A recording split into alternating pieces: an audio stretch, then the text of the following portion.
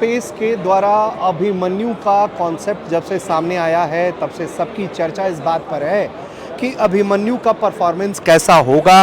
New space के खजाने में इस बार और भी कुछ ज़्यादा घातक हथियार हमें देखने को मिल रहे हैं। हमारे साथ अश्विन शास्त्री हैं, हम उनसे बात करेंगे और उनसे समझेंगे कि न्यू स्पेस के पास इस बार खजाने में क्या क्या है।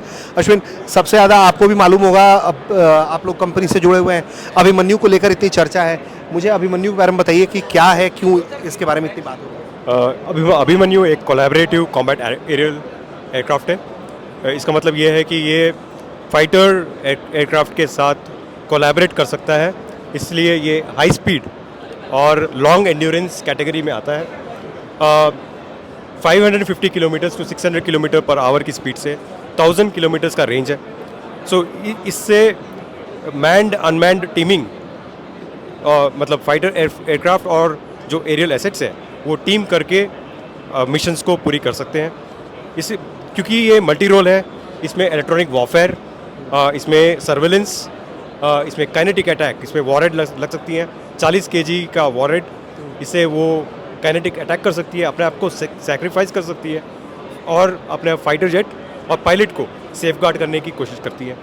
इसके अलावा डिकॉय की तरह, डिकॉय ये होता है कि जब कोई थ्रेट आता है तो एनिमी को डिस्ट्रैक्ट कर सकता है। सो जब डिस्ट्रैक्ट करेगा तो फाइटर एयरक्राफ्ट अपनी मैन्यूवर से अटैक या डिफेंसिव एक्शंस ले सकती है। सो इसमें लो रेडार क्रॉस सेक्शन है, इस वजह से अक्रॉस द बॉर्डर मिशंस करने में ये संयम। तो ये रडार में कैच नहीं करेगा या लो, मतलब प्रोबेबिलिटी कम है, तो पूरी तरह से स्टेल्थ नहीं है बट लिमिटेड स्टेल्थ कैपेबिलिटीज है इसमें। तो ये इसके ट्रायल्स भी हुए हैं कुछ, या ये अभी कॉन्सेप्ट के तौर पर डेवलप? इस कॉन्सेप्ट को इंडियन नेवी ने अडॉप्ट किया है। इस दौरान नेवी के रिक्वायरमेंट के हिसाब से इसको टेलर करेंगे हम। तो इसके अभी आप लोगों ने अपने लेवल पर कोई ट्रायल्स किए हैं या कुछ किया है आप लोगों ने इसका? ये अभी डिज़ाइन फेज में है। ठीक है, डिज़ाइन के बाद डेवलप, फिर ट्रायल्स होंगे। ठीक है।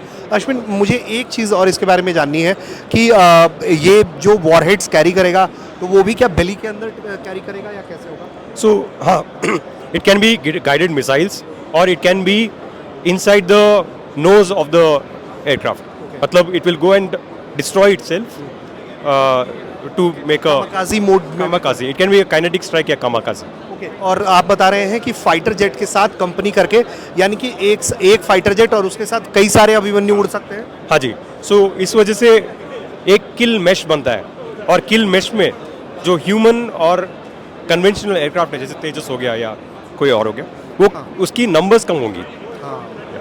और ह्यूमन मैनुअल कैजुअलिटी से भी बचा जा सकता है अपने साइड से, और एनिमी भी कंफ्यूज होगा अगर बहुत सारा, अगर एक साथ ये उड़ान। हाँ जी, that is the end goal. Yes.